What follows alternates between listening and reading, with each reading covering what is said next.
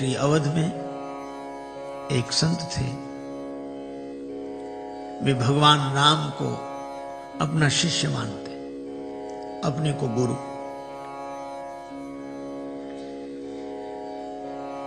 इसलिए मंदिर के अंदर कभी नहीं जाते, बाहर ही बैठे रहते। कोई कहता कि मंदिर में क्यों नहीं जाते का, राम जी सिंहासन पर बैठे होंगे, साथ में श्री जानकी जी होंगी, अब मैं उनका गुरु हूं तो जाना अच्छा नहीं लगेगा, उनको संकोच होगा, मंदिर के अंदर ही नहीं जाते। बाहर ही एक कुटिया थी, उसमें रहते, और कुटिया में राम जी का एक चित्र, खड़िया पाटी छड़ी। बाहर से लोग सुनते, अंदर से सुनाई पड़ता, कहते राजा के बेटे हो, जरा पढ़ लो, 2 अक्षर याद रहेंगे तो काम आएंगे। कभी कभी लगता है कि राम जी नहीं पढ़ रहे तो छड़ी दिखाते, पढ़ते नहीं हो तो भगवान भी भाव बस उनका जो चित्र था वो कांपने लगता है, तो रोने लगते कि अरे तुम भी तो नहीं मानते हो, पढ़ो। यही उनका काम था रोज का। मंदिर में कभी नहीं जाते, कोई मंदिर में जाता, बाहर निकलता तो पूछ लेते, राम जी ठीक है, सब ठीक है। एक बार महात्माओं ने कहा कि ये क्या ढोंग है, भोजन में उपस्थित रहते हो और भगवान के मंदिर में नहीं जाते हो। भैया मेरा भाव, नहीं नहीं चलो। साधु हाथ पकड़ कर ले गए, कहने लगे राम जी ये लोग जबरदस्ती ला रहे हैं, आप स्वयं संभाल लेना अपनी मर्यादा। और लोग जबरदस्ती ले गए तो आश्चर्य, श्री राम जी का मुकुट झुक गया, श्री जानकी जी के मुख पर घूंघट आ गया। सबने यह दृश्य देखा, धन्य है इनका भाव। और उस स्थान का नाम हो गया गुरु सदन बिहारी रामलला। श्री अवध के यह प्रसिद्ध संत। भगवान से नाता जोड़ने में बड़ी अच्छी बात है। नाता जोड़ना यह है, त्वमेव माता च पिता त्वमेव। जीवन में जो आपकी माता जी हैं वो जीवन भर माता जी रहेंगी, पिताजी नहीं हो सकती।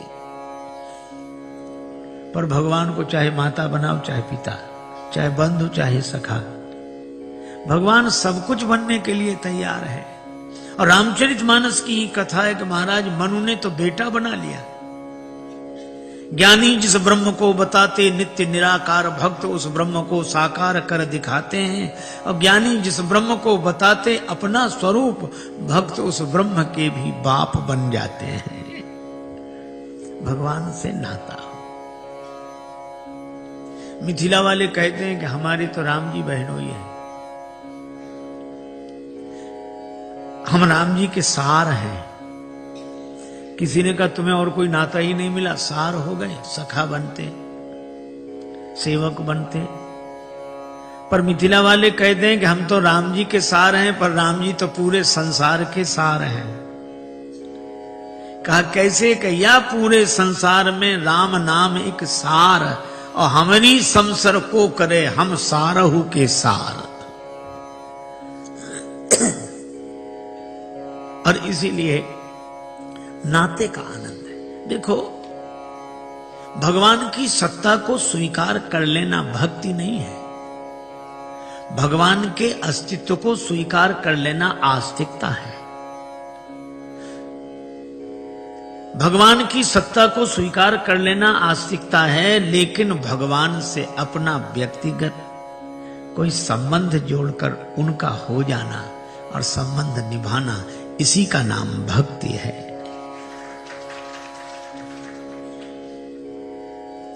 कुल भील तो भगवान के हो गए और भगवान उनके हो गए।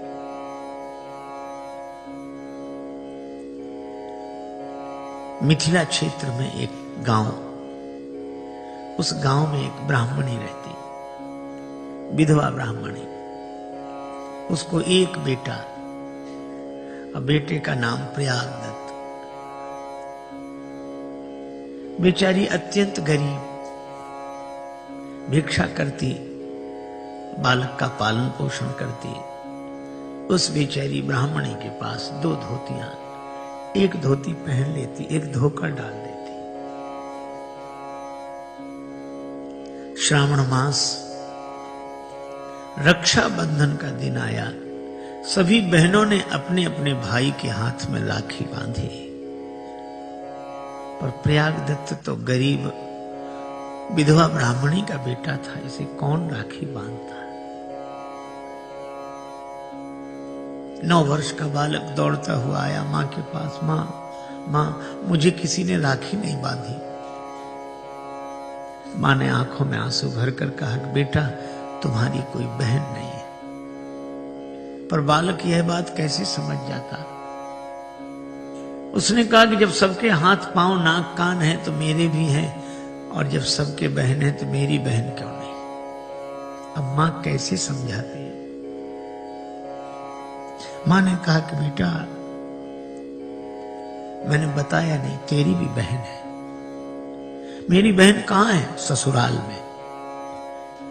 तो मां मेरी बहन का नाम क्या है? ससुराल कहां है? मां ने कहा कि बेटा तेरी बहन का नाम सीता है और उनकी ससुराल अयोध्या है। प्रयाग बोला मैं तो जाऊंगा मां, अभी जाऊंगा। मां बोली अभी नहीं, तू बड़ा हो जा फिर मैं तुझे लेकर चलूंगी। अभी तू छोटा सा बालक कहां जाएगा। तो वो बहन क्यों नहीं आई? अरे वो बड़े आदमी है, उनको बहुत से काम है। प्रयागदत्त ने मां की बात सुन ली, उत्तर नहीं दिया। रात्रि में सोते समय भी सोचने लगा कि मैं चला जाऊं, मां ने पता बता दिया है, अयोध्या है, बहन का नाम पता है, इतने से पूछ लूंगा। बस सवेरे ही उठ बैठा। 5 बजे मां सो रही थी, मां के साथ सोया था। उठा, लेकिन बहन को कुछ देना पड़ेगा। अगर राखी बांधी उसने तो मां की वही एक धोती जो सूख रही थी उसी को समेट कर रख लिया और पैदल पैदल चल दिया। श्री सीता जी से राखी बंधवाऊंगा, राम जी का दर्शन करूंगा। जब कोई भक्त भाव से इस तरह भगवान के प्रति समर्पित हो तो फिर भगवान भी भाववश्य हैं। प्रयागदत्त पैदल पैदल जा रहे थे। 9 वर्ष के बालक थोड़ी दूर चले, थक गए, एक वृक्ष के नीचे सो गए। सोए थे वृक्ष के नीचे, जागे तो अयोध्या में। और जो चारों ओर देखा, ये कौन सी नगरी है भाई? लोगों ने कहा अयोध्या। अच्छा अयोध्या आ गई, बहुत नजदीक है। मां बेकार कहती थी कि बहुत दूर है। अब दिन को 10 बजे से ही पूछने लगे सब जगह, भैया मेरी बहन का मकान कहां है? यहाँ मेरी बहन का नाम सीता है। लोग कहते कि अरे बहनोई का नाम राम जी है। अरे तो ये कहो सीताराम तो भगवान है, उनका मंदिर है, वो ऐसे थोड़े ही मिलते हैं कि तुम। नहीं, मैं भगवान की बात नहीं कर रहा, मैं तो अपनी बहन को ढूंढ रहा हूं। मकान कहां है? शाम तक कोई संतोषजनक उत्तर नहीं मिला। समझ गए मां इसीलिए नहीं आने दे रही थी। ये बहुत बड़े आदमी हैं, हम गरीब हैं। गरीबों से कौन मिलता है, कौन अपना रिश्ता जोड़ता है? और उन्होंने प्रजा को भी ऐसा अपने बस में कर रखा, कोई कुछ बताता ही नहीं उनके बारे में। सवेरे लौट जाऊंगा। यही बड़बड़ाते जाते एक वृक्ष के नीचे बैठ गए। थोड़ी देर में नींद लग गई और सो गए। रात्रि को 12 बजे एक प्रकाश हुआ, ऐसा प्रकाश कि प्रयागदत्त की नींद खुल गई। उस प्रकाश में देखा श्वेत रंग का हाथी, हाथी पर हौदा में विराजमान श्री सीताराम जी और हाथी को चलाने वाले महावत श्री हनुमान जी, सेवक पीछे पीछे चल रहे हैं। ये दृश्य देखा तो घबरा कर खड़े हो गए। यह हाथी, समझ गए मैंने इनका विरोध किया है तो ये सोचते होंगे हाथी से कुचलवा दूं। तो कांपते हुए खड़े थे, लेकिन यह क्या, हाथी तो उनके पास आकर बिठा दिया गया। सेवकों ने सीढ़ी लगाई, भगवान श्री सीताराम उतरे और श्री सीताराम जी प्रयाग दत्त के पास आकर खड़े हो गए। राम जी ने कहा, भैया प्रयाग। अब प्रयाग दत्त को लगा ये तो हमारा नाम भी जानते हैं। श्री जानकी जी की ओर इशारा करके श्री राम जी ने कहा, भैया प्रयाग दत्त, ये तुम्हारी बहन सीता है। पुलकित तो हुए लेकिन सोचने लगे कि ये मेरी बहन। राम जी से कहा कि मुझे नहीं लगता कि ये मेरी बहन है। क्यों? क्या तुम बहन की पहचान जानते हो? या बहन को पहले देखा तो नहीं है, पर बहन की पहचान मुझे पता है। क्या? बोले श्री राम, बहन सीता तुम्हारी यह, बाल ने कहा कि समझ में न आता है। विरह व्यथा से चरणों में लोट लोट कर रोती है बहन जब भाई मिल जाता है। भाई के मिलने पर बहन रोने लगती है। अगर ये मेरी बहन होती तो ऐसे ही खड़ी रहती। भूल गई मैया पर भैया हमें भूले नहीं, भैरव सिया के उर भाव भर आता है। रोने लगी सीता आंसुओं से पग धोने लगी, भाई भगनी का भगवान धन्य नाता है। श्री सीता जी के आंसू भर आए, भैया ने हृदय से लगा लिया। जानकी जी ने प्रयागदास के हाथ में, दाहिने हाथ में राखी बांधी अपने हाथ से। अब प्रयाग दत्त तो सिर भी ऊपर नहीं कर पा रहे, सिर नीचा किए, आंसू बरस रहे हैं। अब बहन को क्या दूं? वो धोती जो लाए थे मां के, सिर नीचा करके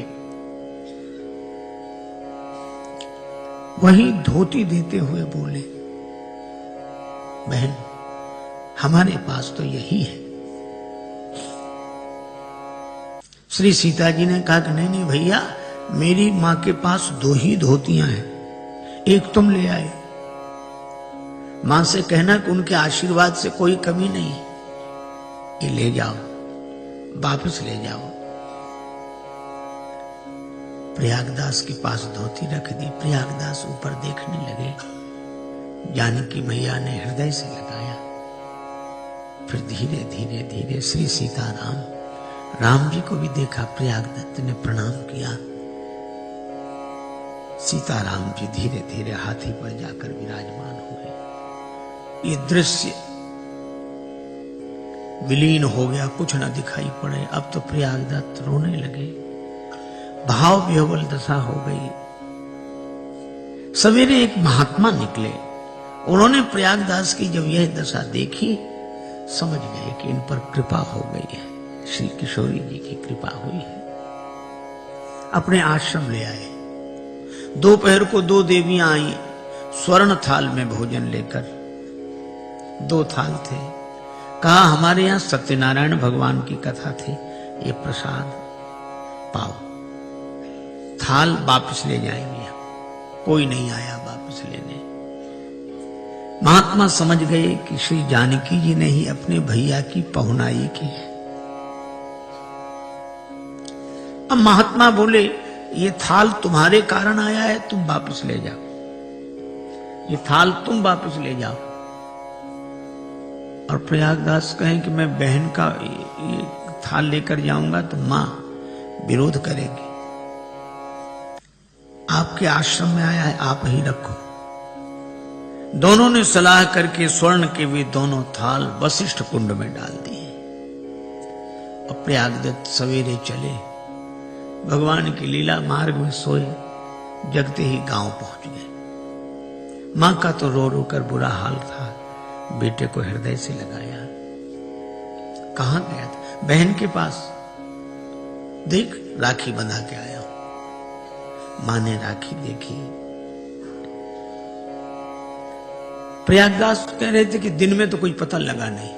प्रयागदत्त बोले, कोई पता नहीं लगा, बहुतों से पूछा, लोग कहते थे भगवान है और क्या, पर रात को आए थे, अकेले में आए। और ठीक भी था, अब इतने बड़े आदमी सबके बीच में कैसे ये बतावें कि मैं उनका भाई हूं। क्योंकि मां बड़ा अंतर, पायन में पनहीन इते, इधर पांव में जूता नहीं, पायन में पनहीन इते, उत्भूषण की तन पे छवि छाजी, जाह विनीत लिखी अवनी, तेह की भगनी गजराज बिराजी। जिसके भाग्य में पैदल चलना लिखा, उसकी बहन हाथी पर बैठी। मान की बात नहीं मन में, चित में एक चोट लगी मुँह पांजी। क्या प्रयागदत्त बोले, बात कही बहनी दुई चार, पर बोले नहीं बहनोई मिजाजी। बहन ने तो दो चार बातें कही, पर बहनोई बोले नहीं, बस मुस्कुराते रहे। मां ने कहा बड़े संकोची है वे, और मां ने हाथ जोड़कर आकाश की ओर देखा। आंसू बरसने लगे। प्रभु जानकी जी, आपने लाज रख ली मेरे वचन की। अब प्रयागदत्त बार बार कहते मां मैं जाऊं, अब अभी नहीं, बड़ा हो जाए। जब बड़े हुए तो कुछ कुछ समझ में आने लगा। एक दिन मां का शरीर शांत हुआ, अंतिम संस्कार कृत्य आदि करके अयोध्या आ गए। और अयोध्या में एक स्थान पर आकर वैष्णव संस्कार हुए, दीक्षा ली, नाम हो गया प्रयागदास। श्री जानकी जी के भैया हैं तो सब लोग उनसे कहते मामा प्रयागदास, मामा प्रयागदास। कथा में बैठते बड़े आनंद से कथा सुनते, किसी से लेना नहीं देना नहीं, और इसी भाव में डूबे रहते। एक दिन श्री राम वनवास की कथा सुन ली कि श्री सीता जी भी वन में गई, राम जी गए, लक्ष्मण जी गए। अब वह बैठे बैठे कहने लगे, बताओ ऐसा भी कहीं होता है, झगड़ा किस घर में नहीं होता, पर थोड़े से झगड़े पर क्या घर छोड़ दो। पर राम जी गए और हमारी बहन को भी ले गए, और लक्ष्मण भैया भी गए। कितना कष्ट पाते होंगे ये वन में। और रोने लगे, पता नहीं, अब आज तक किसी से कुछ नहीं मांगा था। व्यास जी से पूछा, कहां होंगे अभी वन में इस समय? तो व्यास जी ने ऐसे ही कह दिया, चित्रकूट में। बस अब लोगों से कहते भैया कुछ दे दो। क्यों? अब जानते हो मुझे तो कुछ नहीं चाहिए, पर वो चले गए वन में, और तीनों कितने परेशान होते होंगे, उनके लिए कुछ सामान लेकर जाना है। लोग प्रसन्न होते और देते।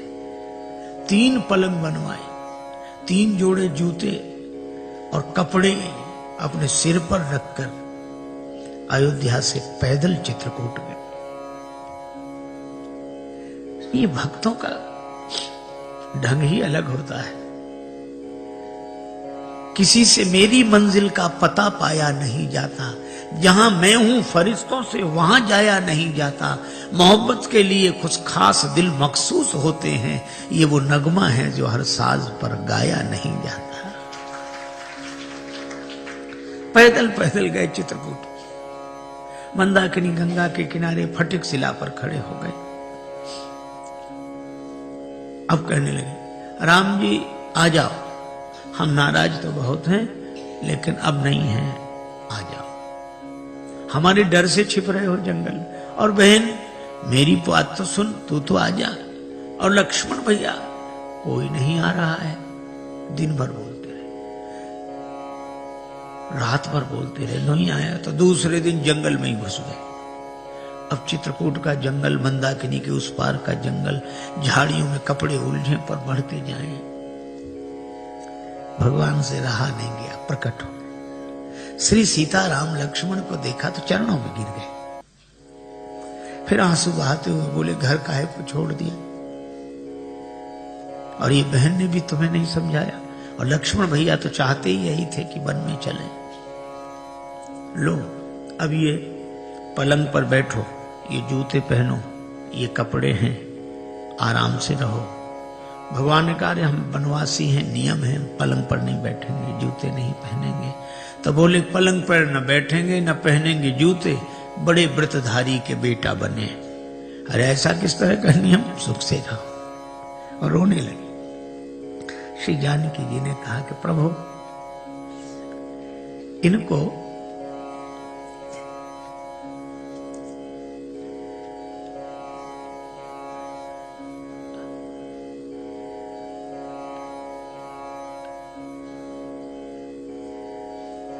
श्री जानकी जी ने कहा कि प्रभु यह बड़े दुखी हो रहे हैं, इन्हें अपने साकेत का दृश्य दिखा दीजिए।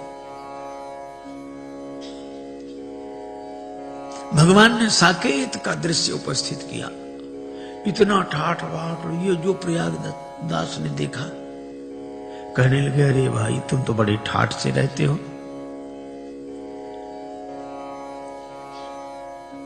और हमको लग रहा था कष्ट पाते होंगे चित्रकूट में, हमने किसी से मांगा नहीं आज तक, आज मांग कर आए। ये कलंक और लगाया, अब क्या हो इस पलंग का। भगवान बोले प्रयागदास जी अब इस पलंग का उपयोग आप करो, जूते आप पहनो, ये कपड़े आप। समझाया, प्रणाम करके चले। अब एक पलंग सिर पे रखे, कपड़े सिर पर रखे, जूता पहने प्रयाग गए। और प्रयाग में था माघ मेला, तो प्रयाग के पहले ही एक नीम के वृक्ष के नीचे अपनी खाट बिछाई, खाट पे आराम से सो गए। मिट्टी का करवा पानी से भरा वो नीचे रखा। अब किसी ने कहा कि बाबा यहां क्यों पड़े हो, माघ मेला में नहीं जाते। कहने लगे मतवादी हैं वहां इकट्ठे, हम जाके करें क्या मेलों में, और प्रागदास श्री राम को लेकर पड़े रहेंगे ढेलों में, हम तो यहीं ठीक है।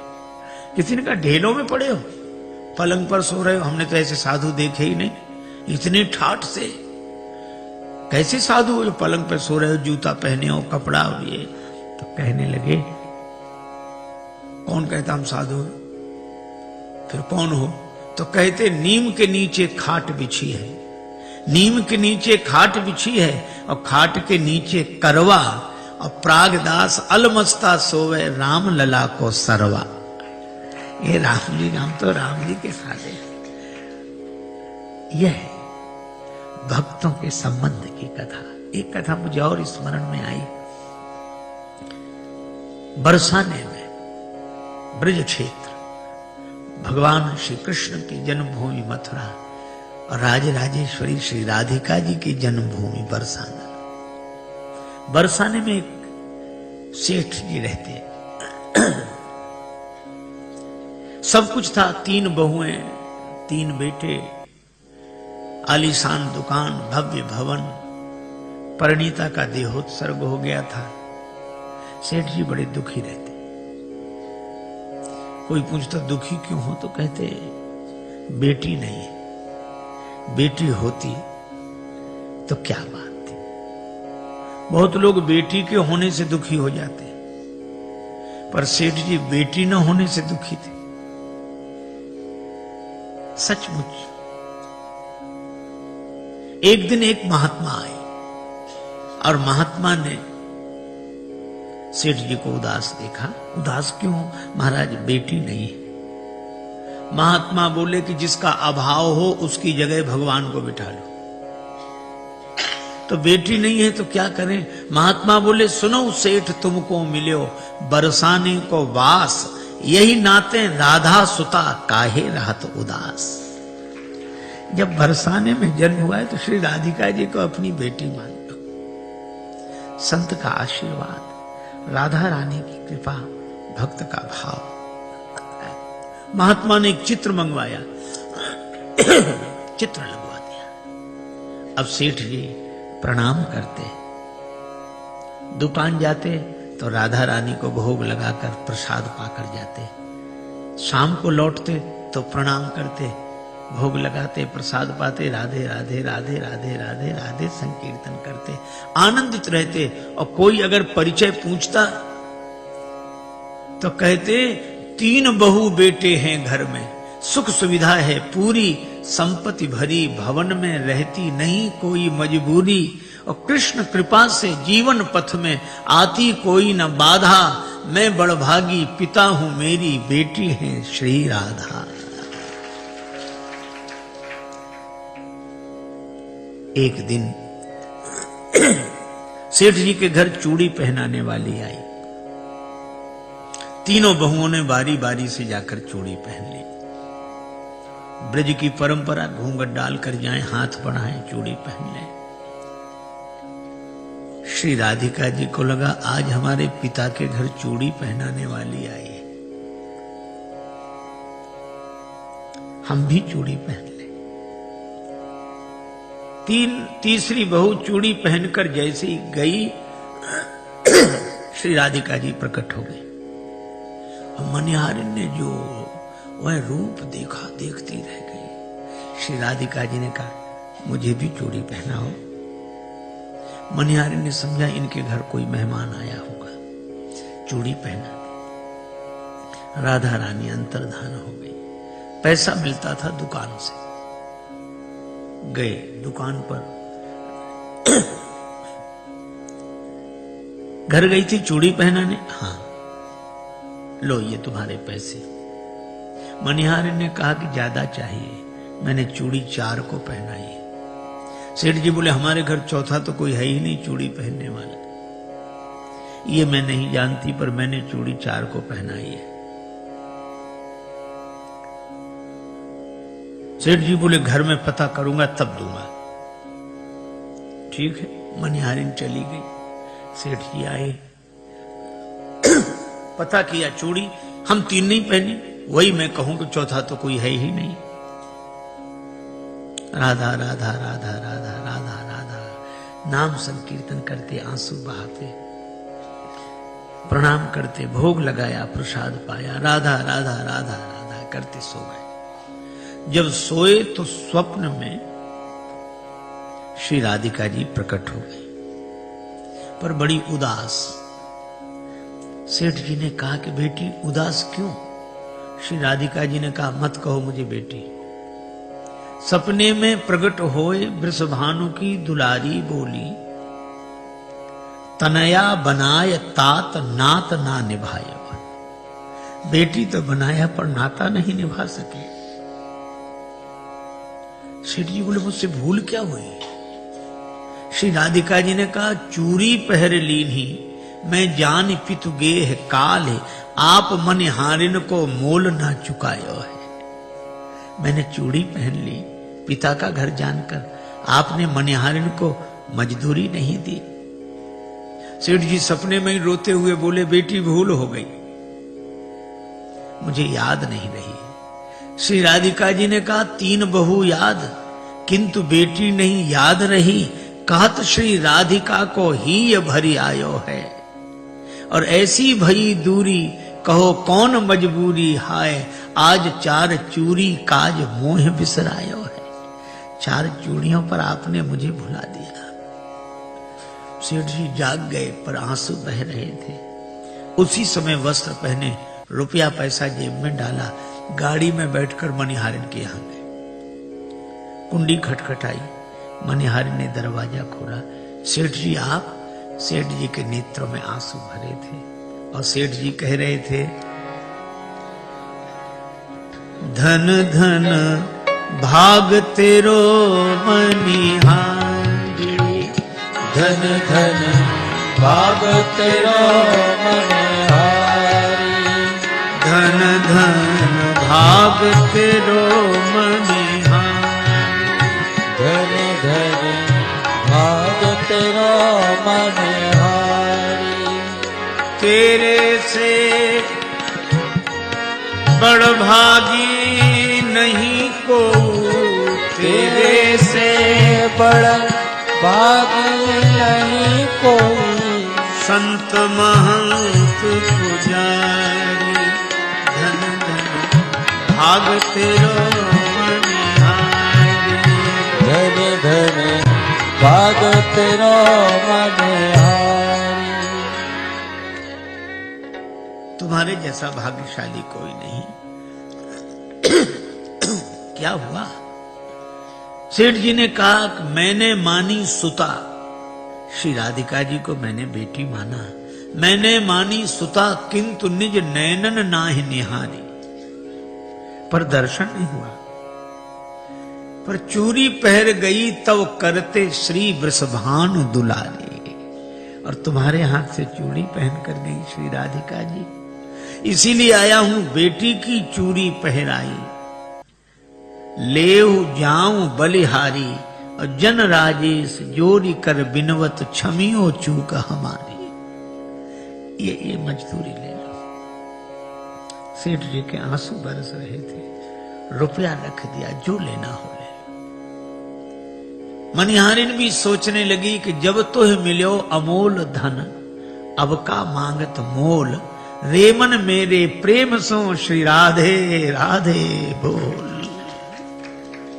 अब मनिहारिन भी कहने लगी हमारो धन राधे श्री राधे श्री राधे, हमारो धन राधे श्री राधे श्री राधे, हमारो धन राधे श्री राधे श्री राधे, हमारो धन राधे श्री राधे श्री राधे, परम धन राधे राधे राधे राधे राधे, परम धन राधे राधे राधे राधे राधे, हमारो धन राधे श्री राधे श्री राधे, हमारो धन राधे श्री राधे श्री राधे, हमारो धन राधे श्री राधे श्री राधे, हमारो धन राधे श्री राधे श्री राधे। ये भक्त का भगवान के साथ संबंध। श्री राधिका जी को बेटी माना, श्री राधिका जी उस भाव के अनुरूप लीला करती हैं।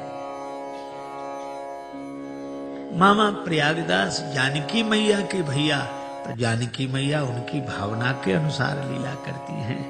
भगवान तो कहते हैं ये यथा माम प्रपद्यन्ते तांस तथैव भजाम्यहम्, जो मुझे जिस भाव से भजता है मैं उसको उसी भाव से भजता